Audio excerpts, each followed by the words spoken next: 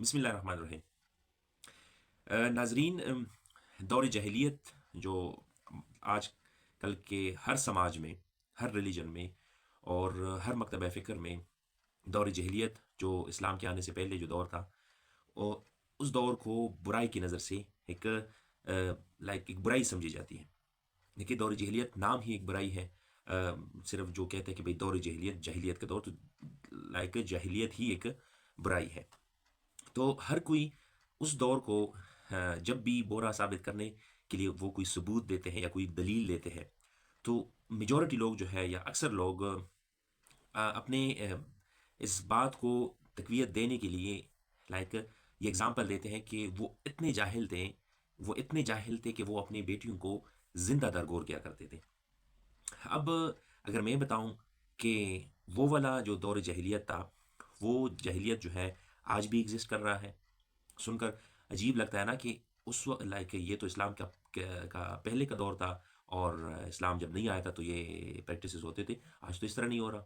اگر میں بتا دوں کہ آج بھی یہ ہو رہا ہے، دیکھیے آج اس سے بھی جو سچویشن ہے اس سے خطرناک ہے، کیونکہ اس وقت تو یہ تھا کہ وہ لوگ اپنے کسی کو داماد اس خوف سے اپنی بیٹیوں کو زندہ درگور کرتے تھے، مین کے ان کو قتل کیا کرتے تھے،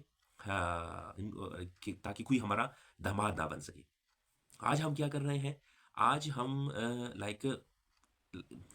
اپنی بیٹیوں اور بہنوں کے بارے میں جو ڈیسیجنز ہم لیتے ہیں، ان کی مرضی پوچھے بغیر ہم ان کے لائف کے بارے میں ڈیسائیڈ کرتے ہیں کہ بھائی اس طرح ہوگا۔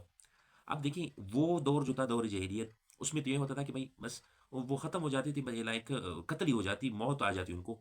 لیکن آج ہم جو کر رہے ہیں، پہلے ان کو ہم وہ اویئرنیس ہم اپنی بیٹیوں اور بہنوں کو نہیں دیتے جو ایجوکیشن کے تھرو ان کو دی جاتی ہے۔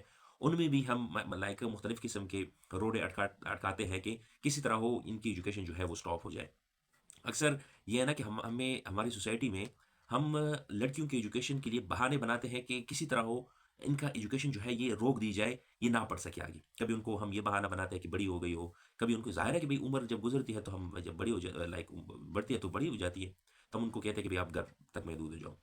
جب وہ یا اور ڈفرینٹ قسم کی باتیں جو ہے ہم ان کو یہ بناتے ہیں، یا ان کے مارکس کم آ جائے تو ہم کہتے ہیں کہ آپ کے مارکس کم آئے گئے تو آپ بس پڑھنے کے لائق نہیں ہو، بس اس کی شادی کر لو، ختم کر لو۔ اور بوائز کے لیے ہم بہانے بناتے ہیں کہ وہ کسی طرح ہو وہ ایجوکیشن حاصل کرے۔ ان کے ڈیمانڈز ڈفرینٹ، جو نہ ماننے والے ڈیمانڈز ہوتے ہیں وہ ہم پورے کر دیتے ہیں، کیونکہ لڑکا ہے وہ آگے وارث بن جاتا ہے، تو ہم ان کے ایجوکیشن پر فوکس کرتے ہیں اور لڑکیوں کا نہیں۔ تو جو بات میں کر رہا تھا کہ اس وقت کی جو دور جاہلیت تھی، آج بھی اس سے سنگین قسم کی جو جاہلیت جو ہے وہ پائی جاتی ہے۔ وہ تو مر جاتی تھی، ختم ہو جاتی تھی، لیکن آج کی جو بیٹیاں ہیں، جن کا ان کی مرضی کے بغیر ڈفرینٹ جگہوں میں ان کی شادیاں ہو جاتی ہیں یا ان کی لائف کے بارے میں ڈیسیجن لی جاتی ہیں، سو وہ فار دا لائف ٹائم وہ ایک زندہ لاش بن جاتی ہے۔ ان کے جو ایموشنز ہیں وہ ختم ہو جاتے ہیں، ان کی جو چوائسیز ہیں وہ نہیں رہتے ہیں۔